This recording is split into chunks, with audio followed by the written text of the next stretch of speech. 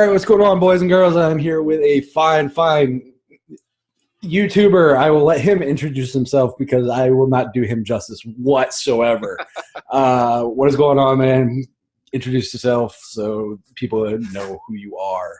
What's going on, everybody? This is Shadow Elite, Mr. JRPG, the JRPG enthusiast, the JRPG Gawd is here. And of course, as you can see from my intro, I love JRPGs, and the best JRPG out right now is Persona 5. So, yeah. Ooh. Now I'm going to be a little, where would you put 15? 15? Yep. Final Fantasy 15? Yep. Oh my God, that train wreck disaster. It's kind of hard for 15 because it's one of the rare occasions I actually have to play it again to make sure that I still hate it.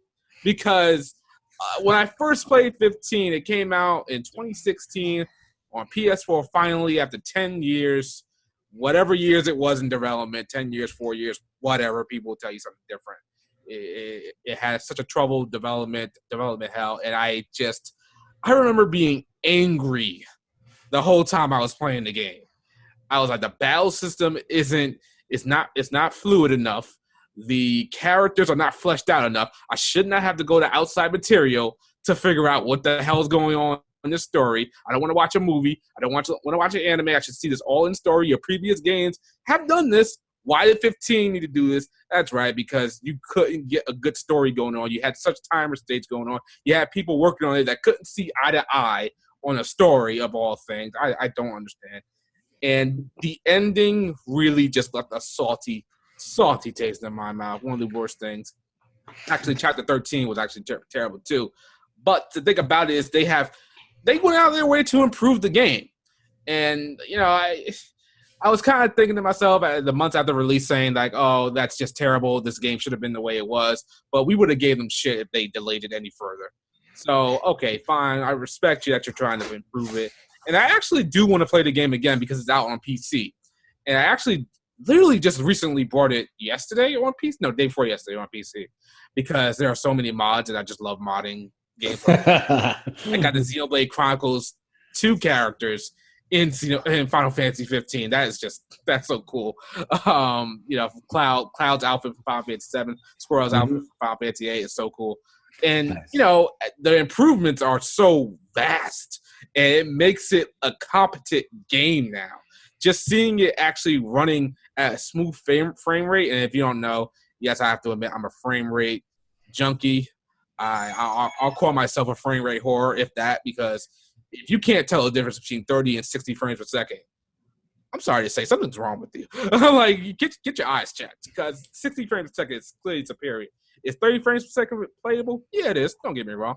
But 60 is completely superior. And, just going back at it, looking at it, it's actually, I was playing for a little bit. It's actually not too bad of a game right now in the current state. So I'm definitely going to eventually play the game sometime down the line. I actually have nothing on my plate right now after just finishing Cold Steel, so I might actually go back to play 15. Nice. Yeah, I was going to say I'm indifferent towards it. 15 reminds me of what, now this will be a controversial one, it reminds me of Final Fantasy 9 to me, as far as like really? How I'm not a fan of 9. Yo, if I could fist bump you right now, I'd say the same thing, man, because I'm not a fan of 9. I know a couple of people online or a couple of people in the real that they love Final Fantasy 9. They swear by it. There's like, oh, it goes back to classic Final Fantasy, and I love it. I have tried on so many occasions to get into Final Fantasy 9. And I think actually the last time it was like years ago, like 3 years ago, that I actually tried to play it, and I was like, oh, okay, this isn't that bad. But I just never got around to actually going full force and investing into it because I have so many things I gotta do. And when I play games, I'd rather play the newest game or something like that I possibly can. But it's just a game I could never get into. I never cared for the protagonist, and I didn't even get far enough to see the antagonist. Oh, Zidane. Actually, my gripe was more the art style. Oh, the art style. That chibi type art style, the animal bodies with the big heads. It's not an art style I like. I prefer more of the. I can't connect, because the whole point of a JRPG is to be able to connect with the character in the story. Yeah. And I can't connect on that kind of level. Like, we're gonna get flack for that. I'm telling you right now. You upload this video, they hear that we didn't care for Final Fantasy 9. We're gonna get it. I didn't say I didn't play it. I just said I didn't care for it. Some people don't care.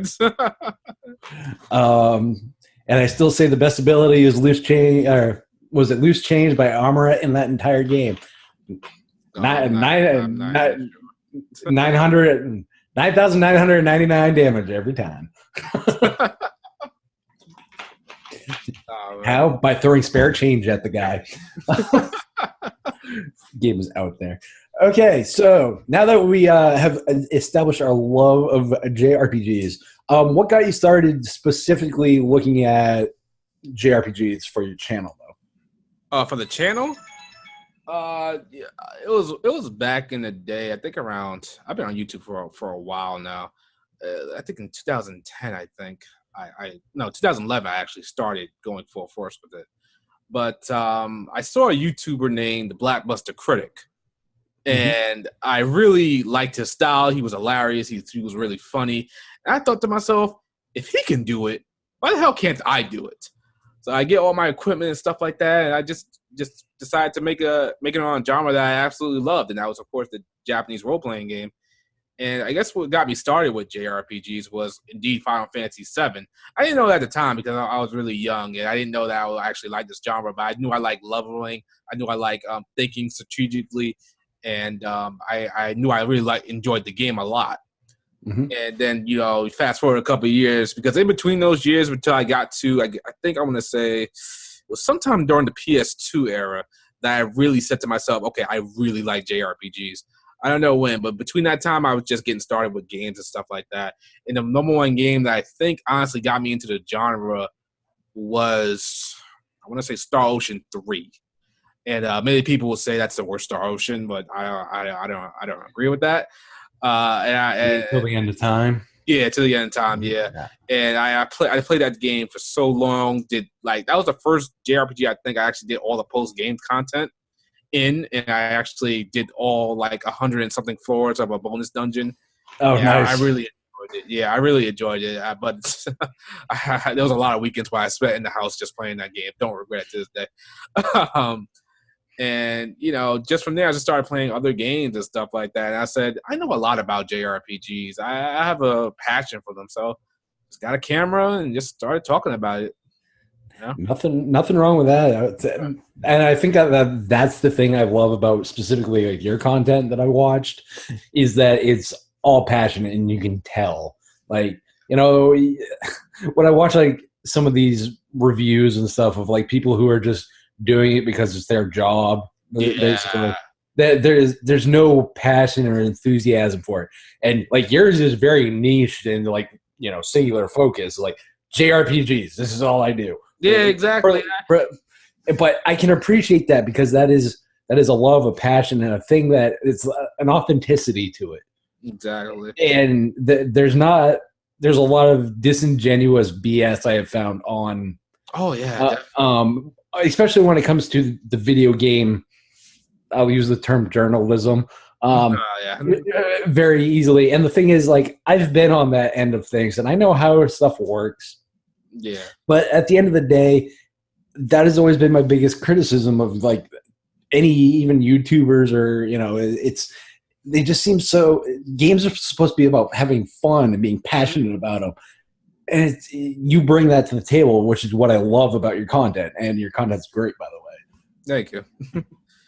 I agree with you when it comes to some YouTubers. I know there's a lot of people that they talk about the games, and they talk about the news, the latest things that happen, but they don't actually play games. They just talk about it, and they do it for the channel. And don't get me wrong, I respect it. You get views. I'm sure you're getting that ad revenue. You're getting paid, and I guess.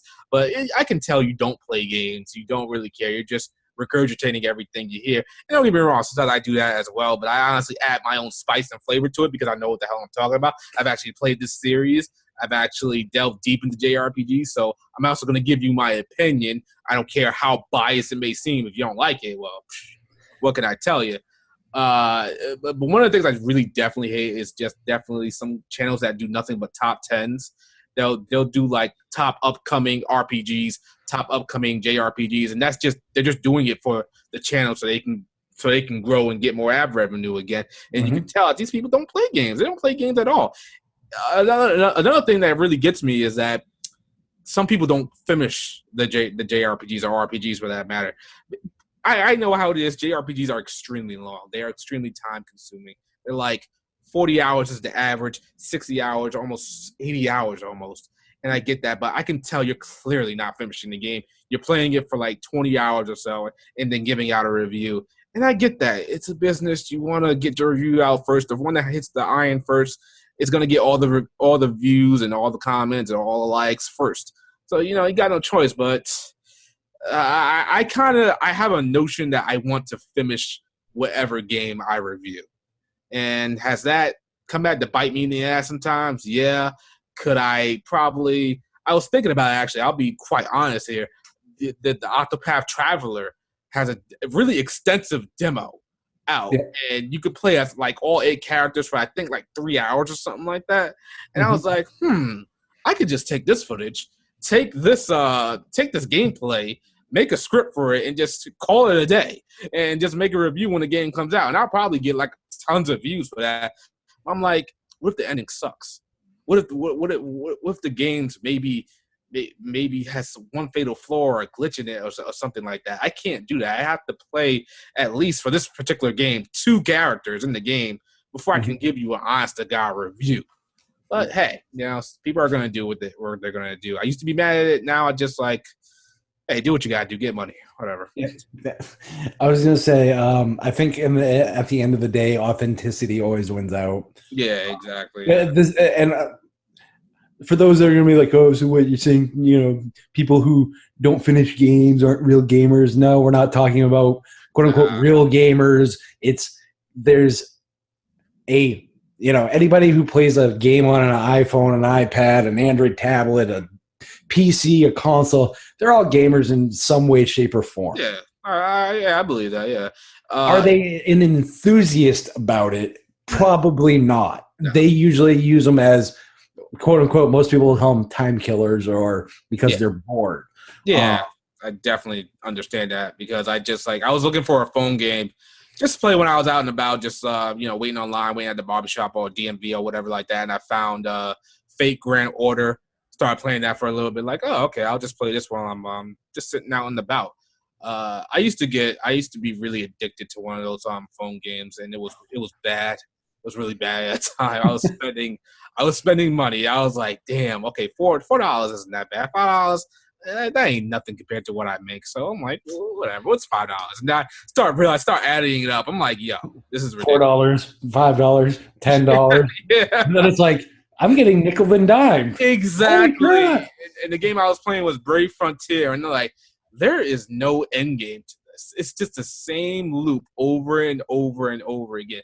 New units or new cards or whatever have you will come out, and they'll be more powerful. They'll look better because that's pretty much the main drawing point to these mobile games. Some cards look really good, quote unquote waifus and stuff like that, and you'll want them, you'll get them, and then they'll be replaced like a week later. And I stopped playing them for a while, and I'm trying to be as careful as I possibly can with Fate Grand Order. I know that feeling, man. Yeah. So what would you say is you mentioned Final Fantasy 7 specifically being like your favorite. Yeah. What would you say outside of typical tentpole type games like Final Fantasy, more of the niche within the niche? Sorry, within the niche. Because you have like these Japanese strategy RPGs, like the Agros War games, or then you have, you can get it into like you go down the rabbit hole mentality here, where it's just like, then you get like the visual novels that are like, the Danganronpa games, and just like some of these weird, like You go down the rabbit hole of JRPGs and like various like, and if you, I don't know where you put like Japanese action RPGs in, but you know, whatever. Yeah. You know, so it's, what would you say for you outside of like a Final Fantasy is probably your favorite JRPG? That's an interesting one. So I guess you mean like what's not mainstream or something like that. Yeah, something bonkers, you know, whatever, you know, just what would you say is your non-traditionalist JRPG favorite? That's honestly a honest to God tough one. There's a couple. I want to say Agarist War, but I feel like I'm just saying that because you brought it up. And yes, I actually have played those. yeah, I played them all too, and they're really they're difficult. They're one of the most difficult JRPGs I've actually played, especially two, which is a complicated nightmare. But I still to this day don't know how I got through it. Lots of luck. Yeah. Oh man, that's a loaded question. I guess I would like the Sky account. I guess you could say that. Yeah, I would definitely count the Sky. I love the Sky games. I can't wait for a new Sky game to be announced. Oh man, it's a guilty pleasure of mine. I'm gonna bring it up. I'm sure somebody's gonna call me out on it, but I'll say it. The Hyper Dimension Neptunia games. I find myself, for some reason, I know I don't like these games. I know Pal Heart's not going to do enough to improve these games. I know the fans are not going to demand them to improve these games. But for some reason, I find myself playing them.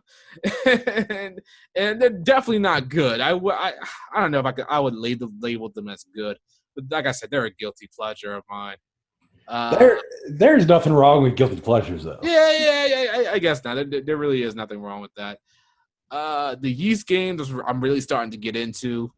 Actually, I have the latest Yeast game, Yeast 8 for PC because I got a friend of mine gave me a free code.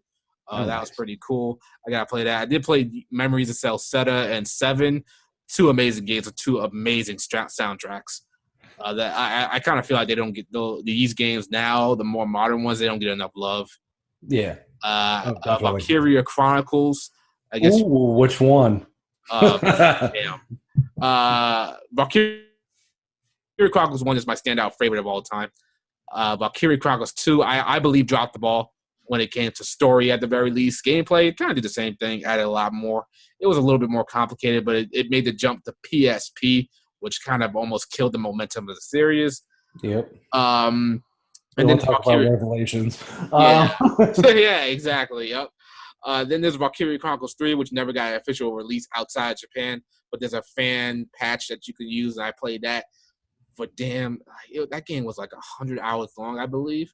Nice. That was a real great game. It's such a shame that we never got that game over in the West because I would love to play it over again in an official English release sort of way. But that kind of sucks. And then we got the newest Valkyria Chronicles 4, which I'm really excited for Valkyria Chronicles 4. I cannot wait to play it in September. I got the date down on my calendar. I asked my boss, like, I'm going to be off on this day. Don't come to me, like, for anything. Don't call me, come in. Like, I don't want to hear nothing. Don't call me on any problems. I'm playing this game all day. But the thing about it is that it's basically Valkyria Chronicles 1 with a fresh new skin. And I guess after all this time, because it's been so long since Valkyria Chronicles 3 even came out in Japan, that they really wanted to go, the safe route. And I guess I'll be okay with that. But I'm gonna have to call it out when I do make the review. Unless the game is amazing. I did play the demo, but the demo gave us a slight taste because it was a Japanese demo. It gave us a slight taste of what it can be like. So it might be doing some things different and whatnot, but I'll definitely call it out if it's too much like the first game. And then we had Valkyria Revolution, which was just a terrible experiment, I would like to say. And I don't know a single person actually enjoyed that game. I'm sure there are people out there that do, but I still don't get that game's existence at all. But yeah, I don't like to talk about that game. I don't know why I brought it up. Because unfortunately, it's a Valkyria Chronicles game, regardless of whether Yeah, it's the Chronicles in the title. exactly. Yeah, it's part of the series. Yeah. What other niche games, I guess? Because I have to look at my actual collection of games that I actually have. The Dragon Crown was actually pretty cool. Olden Sphere was really good. Oh man, there's a lot I could say. I don't care that much. I'm not a visual novel person, so I can't delve into Danganronpa for nothing. Like I'm sorry. I know a lot of people will probably tell me that I really need to play those games. It's like I'm not really playing them. I'm just sitting down reading a story. That's what I'm doing. I play games to play them. I know there's like some type of interactive game element in the game as well with the trials. I don't know. Please don't quote me on that. I don't know anything about Danganronpa games, but I just know visual novels. It's like reading a book. If I want to read a book, I'll read a book. But I can't get into those games at all. I was gonna say, honestly, for me, this is an old series that hasn't had a game since 2006. My favorite, like tentpole type JRPGs is actually the Shadow Hearts games. Ah, yes. Well, I can't really speak on the entire series because I only played one game in the series, and that was Shadow Hearts 2. The best one. Yeah, exactly. That's the only one I played. I love that completely. I don't know if it's still to this day if it's part of my top 10 JRPGs of all time. I'm not really sure. But yeah, that game was amazing when it came out. I remember my dad, he was the one who got it. And which I don't know why he got the game. I'm pretty sure it was because of the cover. Oh, Karen. Yeah. You remember the cover? Yeah. Yeah. And I was like, he's not really playing it, so let me play it. And I was like, oh, this game is actually pretty cool. The Judgment Ring system is actually pretty like interactive. Like if you fuck it up, that's your problem. Like you messed up. That's not the game's problem. You're terrible at it. Get it within the red line, and you'll get a critical. You'll get a guaranteed hit or something like that. I can't remember the entire game now. I also remember the soundtrack being cool too.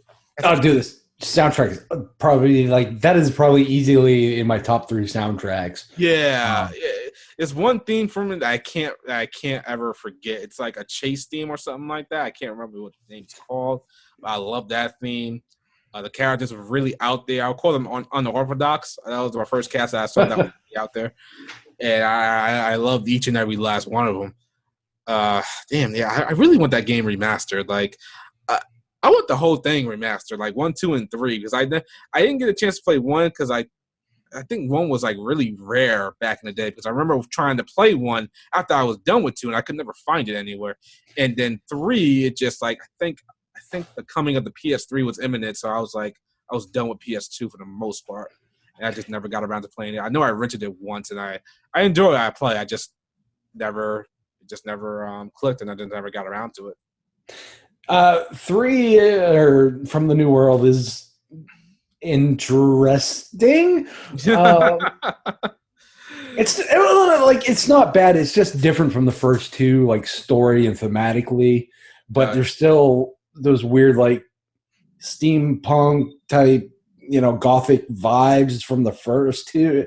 It's just kind of weird on how, but it mixes like Native American traditions and that kind of stuff in with it. So it's different. So it doesn't have the same quite vibe as it, I guess, as the first 2, which was very gothic horror, War 1.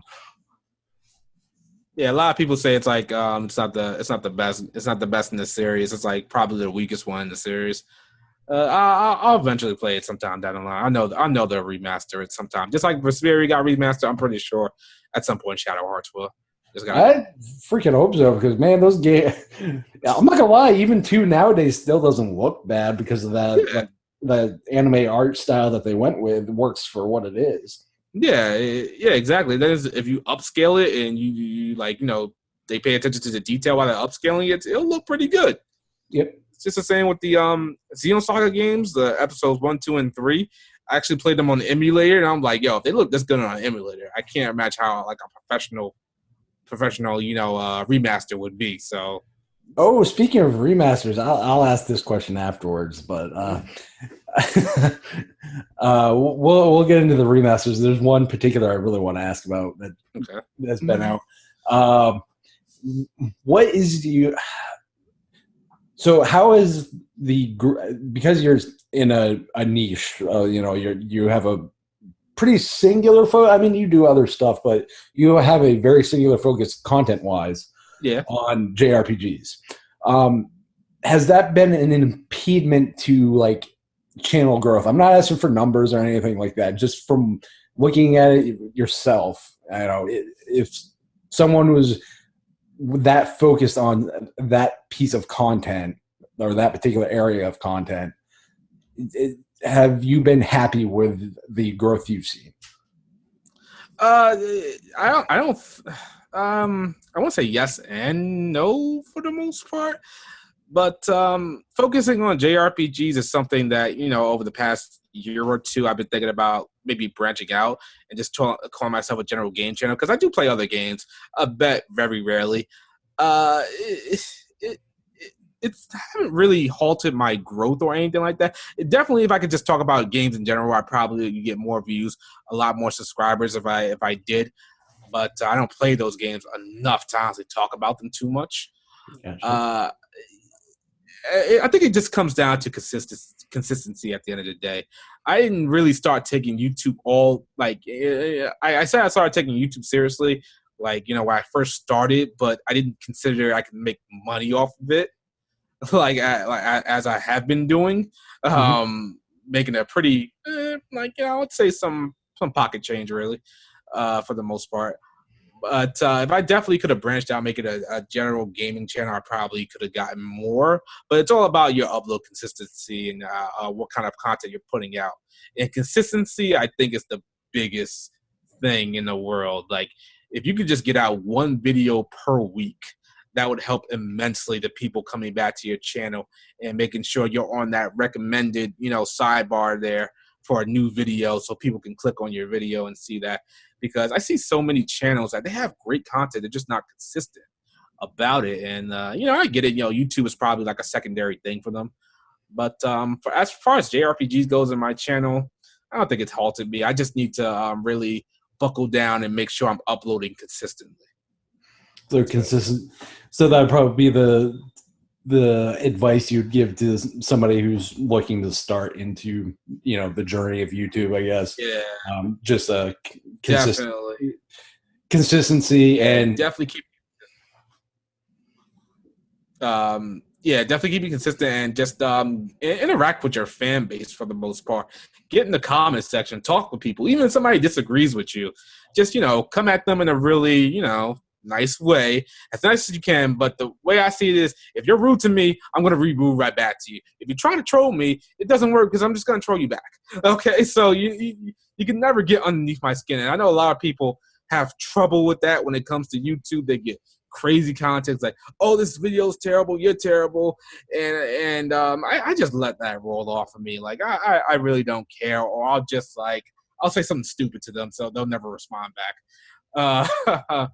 I knew for a while there, like in my earlier videos, I can't even watch any of my earlier videos because they're just bad. It's just so bad. And I used to like really slur my words a lot, and I would talk really fast, thinking I was trying to be all professional or whatnot. And I'm like, no, dude, you're just coming off as terrible at this.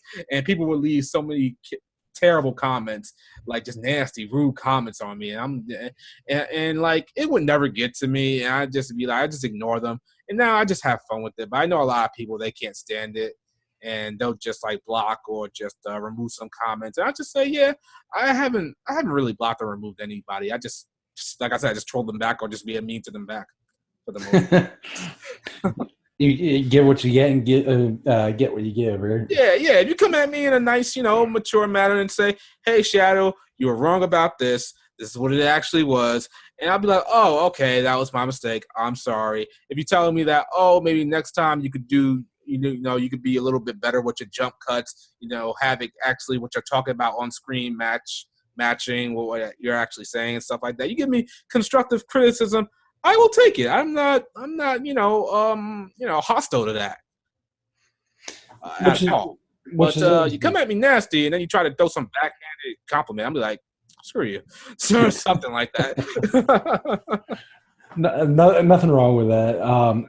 Yeah, I was gonna say, even on my own channel, I found that you're never gonna please everybody. There's No, just definitely no not. way, and you're gonna get people that require you to have a sharp wit back to. Like, Yeah. and sometimes you can let it slide off, and you just kind of whatever about it. Then other times I think the only time I've deleted conversation, like a comment, is when it has like no bearing on the overall discussion of the video. Like, even if someone says I'm a fucking moron because of this reason within the video and why I'm wrong, I'll leave the comment. I don't care. Yeah, exactly. Because it's their opinion. It's when it's like, first or just those stupid comments where there's like no substance to the fucking conversation. It's like I can't see leaving those fucking comments. Those things fucking annoy the shit out of me. It's interesting because how YouTube is nowadays with the comments. Like, people have the thumbs up, and you can get so many thumbs up. People actually look forward to doing that on videos. Like, they want to see that thumbs up go to like 1,000 thumbs up or something like that. And I'm like, what does that do for you? Like, does that make you feel good? I'm like, okay, I guess it does. I mean, like, those are people watching the videos, and people will agree with whatever that thumbs up comment is. I'm like, okay, fine, whatever. It's got nothing to do with the video, but okay. Yeah. So I definitely feel having I hate the term having a thick skin, because that's not accurate. You have to be willing to engage in the as much as you're told not to get down and dirty. Sometimes you have to, in order to put people in their place. Yeah, it's kind of what I've found personally, and it sounds like that's kind of what you take from mentality wise, which is always an interesting mentality to take, because it's usually filled with a lot of sarcasm, and it comes across sometimes in words as a douche. Yeah, exactly. Yeah, and But we can't convey feeling like a tone of voice over the internet. So some people take it really the wrong way. Yeah, I could see that, but it doesn't bother me. I haven't had a comment in a long time that has actually bothered me at all. So it's like I just let it go and just let it roll off. Don't matter to me. Yeah, I definitely hear that. So I wanted to jump back over to remasters, remakes, whatever you want to call them. Okay. You mentioned, the Tales of Vesperia getting the remaster. Mm-hmm. And we had talked about, it'd be cool if Shadow Hearts got one. Nudge, nudge. Publisher of said game. Hack.sign.last recode. Yeah. Opinion, please. That is one, unfortunately, I have not got around to actually playing. I played it when it first came out on PS2, all three titles, the GU games. Mm-hmm. I never got around to playing the remaster, to be honest. I played it for like, I want to say an hour, and that was pretty much it. And I was like, oh man, I really want to play this, but I don't have time right now. But from what I played of the remaster, if that's what you're talking about, it was fine. Was there anything really wrong with it, or no? I was just curious because I have not actually touched it, because I enjoyed the first 3 games on the PS2. So when I really enjoy something, it's kind of like movie remakes or remasters or reboots or whatever. I take those games very warily. Really? I mean, like, if it's a remaster, you know what you're getting yourself into. You know it's a good game. I argue that. Well, I think I was going to make a video on this recent. Like, I have it on one of my plans to make videos. Are remasters getting more hype than new games nowadays? But I'm not sure where I will go with that video. I need to actually make a script on that. But yeah, the GU games were really they're not great. They're just good. Okay, people will tell you that they're great, amazing. Not really. They're hella repetitive. The graphics are a hella a little bit bland, and it's a hell of a button masher as well. So don't say they were that amazing. That's just nostalgia talking at this point. Yep. To be honest, I'd give the whole series maybe an 8 out of 10 if I was being really generous. In actuality, I would probably give it a 7.5. But, which is still good. It's still, yeah, they're good. Yeah, they're good. At the end of people don't like saying like a 7. Giving a game a 7, they take it as trash or something like that. And I'm like, no, it's not trash. It's still a good game. It's just that it's got some flaws that that can't be overlooked. And we're not just gonna overlook them and say, oh, it's a great game, it's an amazing game. Like, nah, man, stop it. Yeah. Well, that's my biggest thing with the reviews and how people take them. Oh, it's not an 8, 9, or 10. It's garbage. Yeah, exactly. It's like no, that's not how that 1 through 10 ranking works, buddy. Because basically, what that means is you're saying if it's a 75 out of 100 is good or is bad, then why are you playing the game that got like a 4 or 5? Yeah, exactly. Which is, I honestly do not hold any weight on the 1 through 10 structure. Like, the 1 through 10, the 1 through 5, like if the 5 stars, like basically anything Metacritic ranks, I do not like.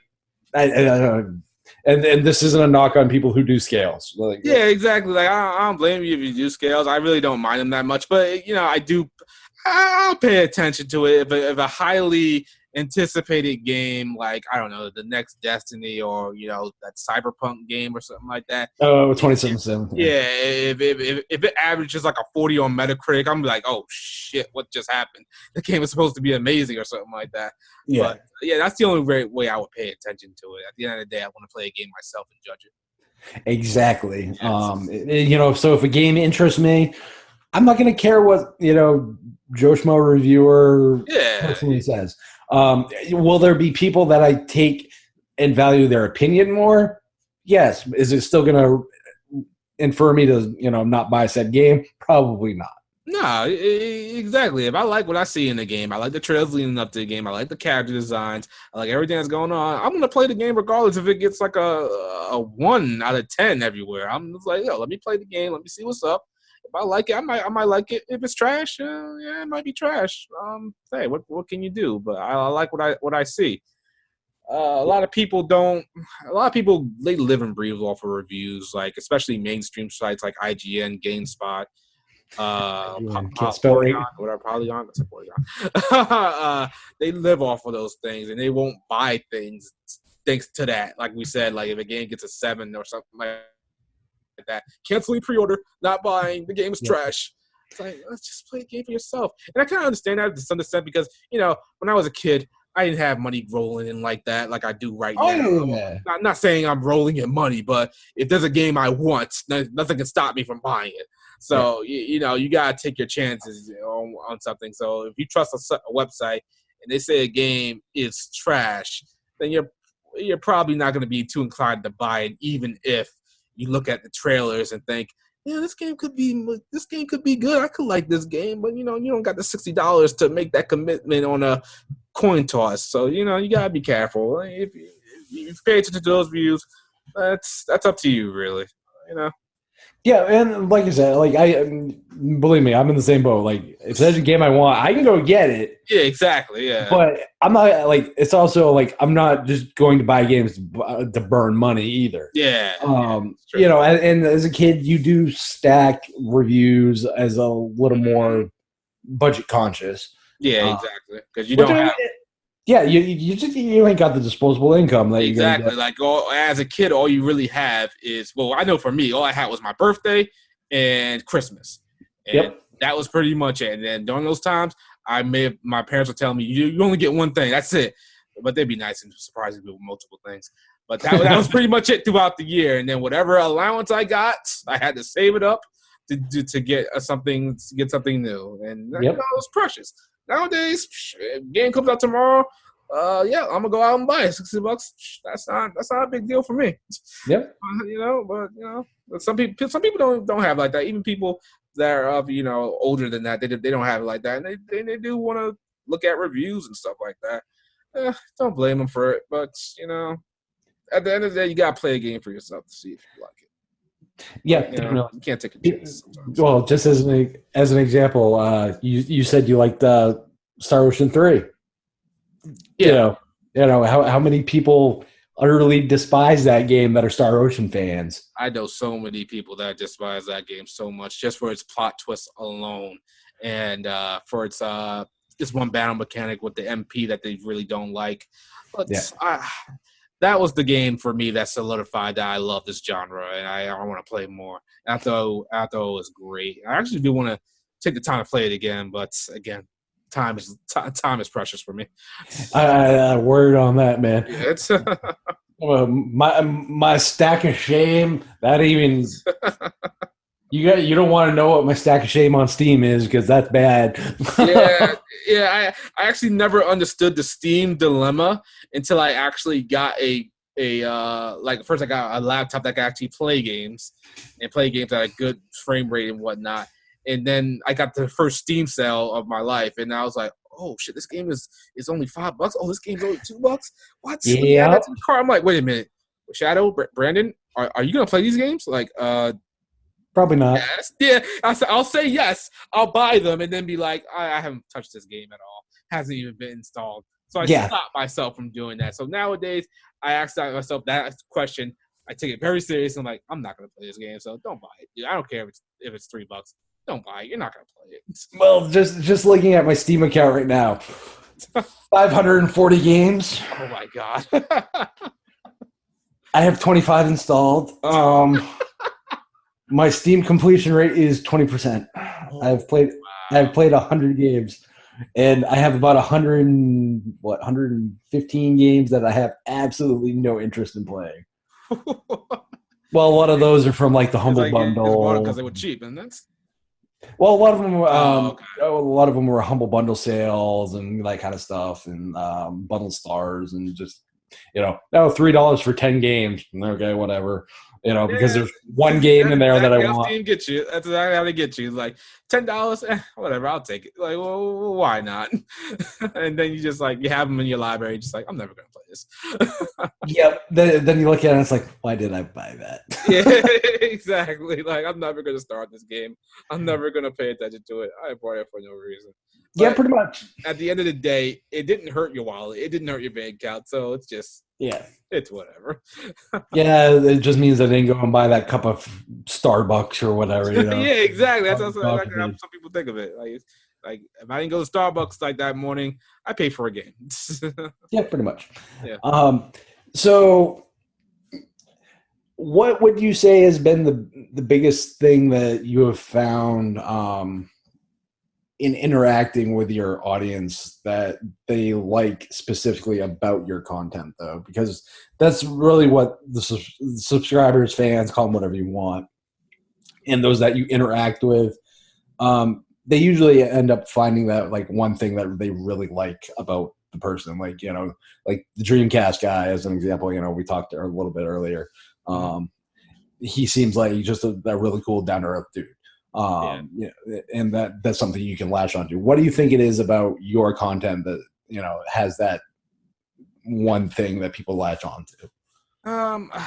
I think it's part of it is because my channel is JRPGs and there's not that many people doing the JRPG thing. I'm sure that there have been a lot of channels that have come up that have been doing JRPGs for a while there. I was like, I can count on probably one hand maybe how many actual JRPG channels were out there, and I was one of them. I was probably one of the biggest ones probably at the time. Now there are others that have come out and they're way bigger than me at this point, and they do a lot more content. But I think the thing that people like about me is my personality. Like I keep it 100, and I'm not just gonna come in here all optimistic or stuff like that. I'm gonna give you my honest God viewpoint about it, and sometimes I try to be funny about it, but Yeah, I think my personality is what people like about me the most. I guess you could say that. Yeah. Yeah. No, and that's very fair, because at the end of the day, you're on camera. Well, not you're on camera. You're on YouTube. Part of it is having your personality show through. Yeah, exactly. Because some channels are just overly positive sometimes, and they're just positive just to not get any flack from their, comments. Shills. Excuse me.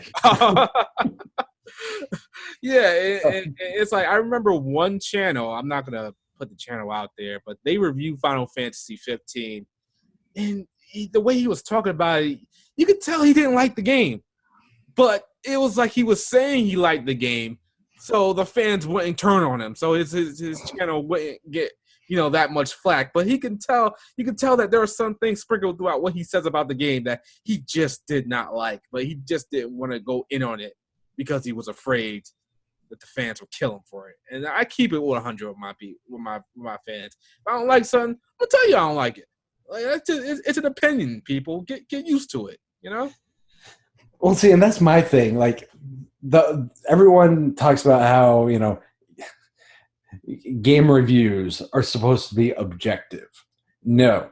Game reviews will never be objective. No. It is subjectivity in the guise of objectivity. You try to present your facts as you see them as objectively as possible with factual stuff to back them up. But at the end of the day, the pro con list, the star ranking, whatever you gauge with the reviews, that is your opinion. Exactly. Because like you can't, it's like you can't say a game running at 20 frames per second is like, I guess you could say, is good. No, that's not really that's not good at all. Or I guess what's a good example here? The graphics. You can judge the graphics of a game and say these graphics look good. Look at them. Look at how the trees are in the wind or something like that. How the water waves and stuff like that. Mm-hmm. That can be like you can look at it and tell that it's good, and then you can give your opinion on it and stuff like that. Especially with battle systems, you could say that this is a turn-based battle system. Oh, you build your spirit gauge or whatever by attacking and stuff like that. You explain the battle system, you go through the ins and outs of it, and then you say it's not really that good, or it's not that good because of this. I don't find it enjoyable because of this. At the end of the day, it's what you think of the game. You can't just say, oh, it's bad or it's really bad. At the end of the day, it's what you think about the game. So, very true. Yeah, so a lot of people can't gauge that for the most part. Nothing is going to be completely objective. No, and it will never. The news reporting, okay, that's a different story. Yeah. Because my biggest problem with the news reporting from places like, I'm just going to call it out. You can't spell ignorant without IGN. I have been on GameFAQs way too long. Which unfortunately is owned by GameSpot. Yeah, GameSpot. I was on GameSpot for a long time. I was when they had I don't know if you ever heard of it. They had unions on GameSpot. Oh dear Lord, yes, that was back when Gertzman and Alex Navarro. Yeah, I was on there. I was on there on those forums on there for a while now. Yeah, because I think I ended up. What did I? I think I joined. I think it was the Metal Gear was it the Metal Gear Acid games? Yeah, those games. those are a love them or hate them series. Mm-hmm. And I by that response, I already know what side you fall on. We want to speak on it. Actually, my biggest, the biggest thing is, barring the story is actually really good, and I love the artwork by the comic book person. Who was Ashley Woods, who does the moving panel comic stuff for the story. The battle, the weird contrived, it's Konami, so they do Yu-Gi-Oh, so they throw in card games, and I'm like, okay, whatever. Yeah. But that was the only reason I really like that game. But back to JRPGs. So my biggest thing though is when it comes to the news reporting is it just feels like a lot of the they're just reading, the press release from said game company. And anybody who's in the industry knows that part of the industry is knowing PR people. It's all about who you know. Yep, exactly. And I think that's true for everything. Like, especially when you get in a job, it's all about who you know. Well, and it's not even just that though. It's just like, it is such a. I'm trying to think of the right way to say that. It's such a kiss-ass mentality because definitely because it's always the mea culpa type stuff where you scratch my back, I scratch yours type of crap, which I get and I understand, but because basically the PR people are the ones that keep the media away, and they're the gatekeepers for the information to the devs. Yep. This is why, personally, just me speaking, I prefer indie developers because they're willing to talk to whoever. They don't care. Yeah, exactly. My main this is why I don't care for IGN or GameSpot, because basically I view them as whores and shills pretty much. Look what happened, 10 years ago with the whole Gershman thing when he got fired for friggin' giving Kenny Lynch a crap review because it was a crap game. That was Kenny Lynch too, right? It was the other two. I think it was the first one. Oh, it was the first one? It was the first or second. Either way, both of them were terrible. Yeah, both of them were terrible. I played both of them. To be honest, I kind of enjoyed them, but yeah, they were terrible games. I probably couldn't rate games good back then. I enjoyed them, but yeah, I can admit that they're terrible games, and he got shit for it because what was the reason that he put his review out too early or something like that, and the review was bad at the same time, or no? What had happened was GameSpot was running Kane and Lynch advertising all over their website, banners and all. And Gershman put out the review saying, this game is ugly. It is terrible. It is, and the score was still a 6. So it's not abysmal. No, it's not. He's saying it's a dirty, ugly game, as in like the character, you can't connect with the characters. Like the graphics are muddy, they're ugly, but as a cohesive product, it's playable. So I still have to rate it something good. Exactly. Yeah. And so I guess who was it, IDOS or whoever made the games, which would be now Capcom or whatever, or the Square Enix or whoever the hell owns them. Didn't like what Gershman said, and basically the managing director, they didn't understand that that's how things work. Yeah, exactly. so IDOS basically threatened to pull advertising dollars, and well, guess what? That's why. Then we got Giant Bomb, which is now part of GameSpot again, which is ironic. Oh shit! I didn't even realize that. Yep.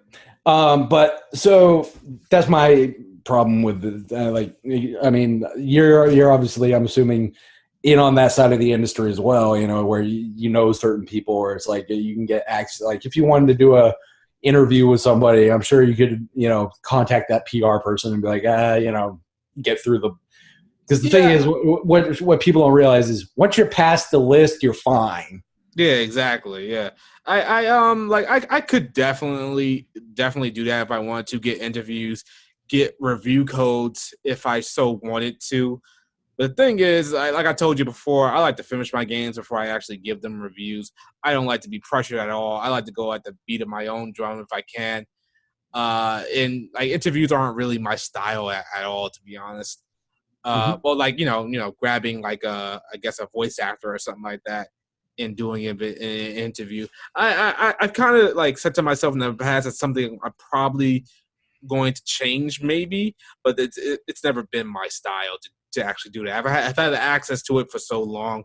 I choose not to do it because it's not what I do. It's not what my channel's about for the most part. Yeah, it's just, Lord and behold, the channels reflect the things you're interested in. I know. You don't get that. I don't feel like covering a game because I don't want to play the game. Like some people want me to play certain games and stuff like that. I'm like, I don't want to play this game. I'm sorry. I know, right? People don't get basically all our anybody's YouTube channel is a reflection of the things that interest them. You're Exactly. just along for the ride. Yeah, it's like It, like somebody wanted me to play that Galgun game or something like that. Now, based on the personality that you see me on YouTube and how I actually roam around myself on Twitter and stuff like that, you kind of would be assuming that I will probably play that game. But no, I don't want to play that game. I don't find it fun at all. I find it just it looks boring to me. Like, honestly, it's a I don't know, a verdict game, I guess you could say. It's like, yeah, you played Agrest War. yeah, exactly. Some people will tell me that. People will tell me that. And I was like, yeah, you played this game? Yeah, Shadow, you played the Sunrun Kogura games? Like, these games interest me more than Galgun does. I'm sorry to tell you that. Like, that's just the way it is. Welcome to gaming. It's like music. Personal preference, the stuff that interests me. Yeah. It's the same way with YouTube channels. Because I'll be the first to tell you, people will do like I do tech stuff too. So like they'll review certain things in tech. I have no interest in caring about reviewing stuff because there's 9 million things that people review. Exactly. I will occasionally review something that I find personally interesting, or like, I made a video a few years ago or a year or so ago about like what I thought were the top 5 games for the Vita. Like, I'll do stuff like that, but that's just because that's stuff that interests me at the time. It's not because like that's what I'm gonna do every week. It's not my thing. Yeah. And one of the things since we're talking about tech, one of the things I like tech channels like I forgot his name. It's the black guy. Oh yeah, God, yeah, MKH, yeah, him. God, MKBHD. Yeah. I like him. I like his content. One of the things I don't like about phone reviews is that these reviewers that are reviewing phones, they don't keep the phone for very long. They don't know the struggle of signing into a contract for 2 years and keeping the phone. They are constantly rotating through phones. And I'm like, I can't really take your opinion on this phone seriously because you don't know what it's like to keep a phone, the same phone, for 2 years. It's like, oh, some people still got the iPhone 8.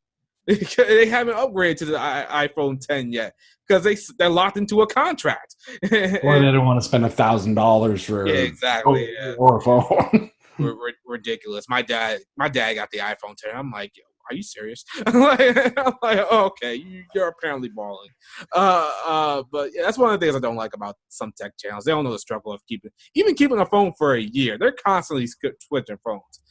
They might be on one ecosystem, like the Android ecosystem or the Apple ecosystem, and they might, have a preference for that, but they don't know what it's like to keep a phone for a year or so. Oh no. They're so used to having the latest and greatest that they don't know. Like everyday people, like as an example, like the phone that I use here, right? Mm-hmm. That thing is labeled BlackBerry. Wow, BlackBerry. But this is the Android BlackBerry Priv. That thing came out 3 years ago. Why the hell am I still using it?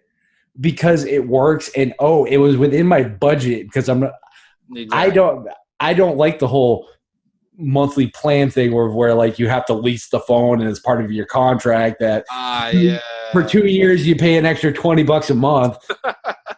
I'm gonna go spend $140 on a phone that I own.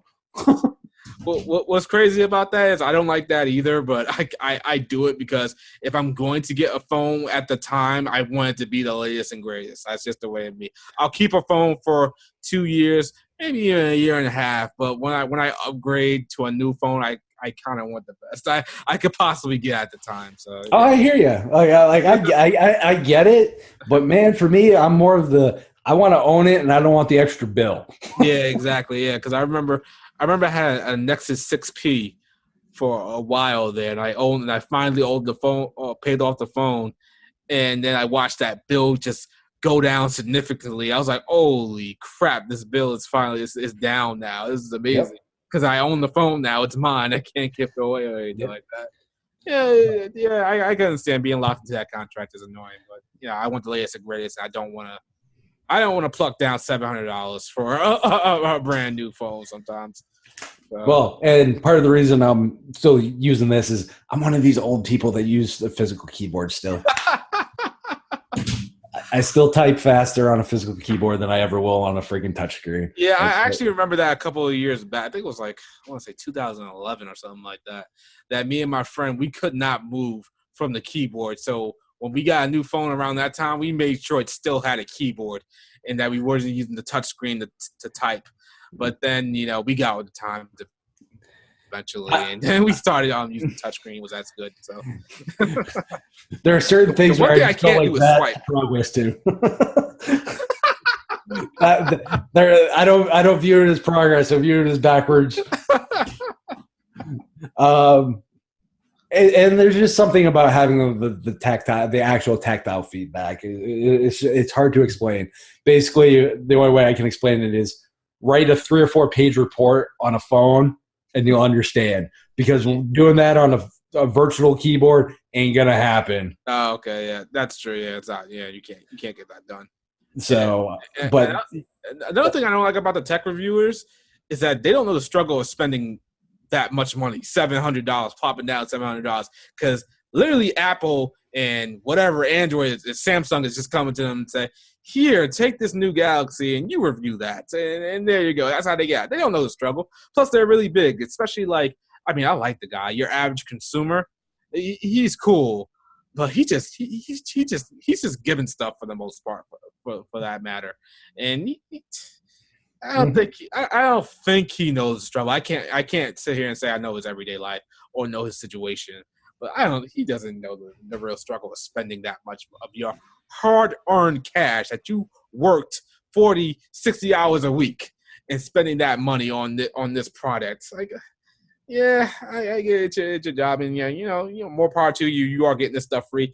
I would love to get it free too, but you don't know the struggle. Yeah, the disconnect. I feel personally there's a disconnect. It might not be for some people, but I feel like that. Well, it's funny. Like you'll hear these tech reviewers and talk about like, oh, like this, you know, like this laptop only cost $1,000, and you kind of look at, like, oh, and you look at them, it's like. It's like, bro, it's like motherfucker, that's like 3 months worth of saving for some people. Like exactly, it's like, yo, that's rent right there. What are you talking about? I can pay rent with that $1,000. Like, what do you mean that's just $1,000? Like, stop it. It's just you know what it's like to take your hard-earned cash and spend $1,000. I can't even do that myself. Even if I save up like a lot of money to buy something I know is expensive, I can't give up that money that I saved. I'm like, I just want to keep this. But then I think to myself, do I really need this? Do I really need this a lot? I remember this was a couple of years back. I got my first gaming laptop, and it was a lot of money. And looking back on it, I probably overpaid. I paid it was like $2,000. Or something like that, which actually I guess you could say it's still worth it because I still use it to this day. It works flawlessly for the most part. It's a little bit beat up, but it was like spending that $2,000, seeing that money leave my account. I was like, it makes you want to cry. Yeah, exactly. Because you're like, money come back. Yeah, exactly. I was like, I know I'm getting something in return for this, but I don't want to at least see that money leave my account. Well, yeah, because I was the same way because I used to be a desktop guy, but I had some stuff happened, and you know I'm not anymore. So like I ended up buying a Lenovo Y700, which is like their mid-range machine, and I was looking at like the Legion line, and it's like for the same specs, but it's an older gen one gen older processor and it's a 1 gen older video card. And I'm like, they want $1,500, but they have the same specs on this machine with 16 gigs of RAM. It's like 16 gigs of RAM, a 512 SSD, and a terabyte HDs, HDD, and it's a 960 instead of a 1060. I'm like, and it's $800. And it's $800.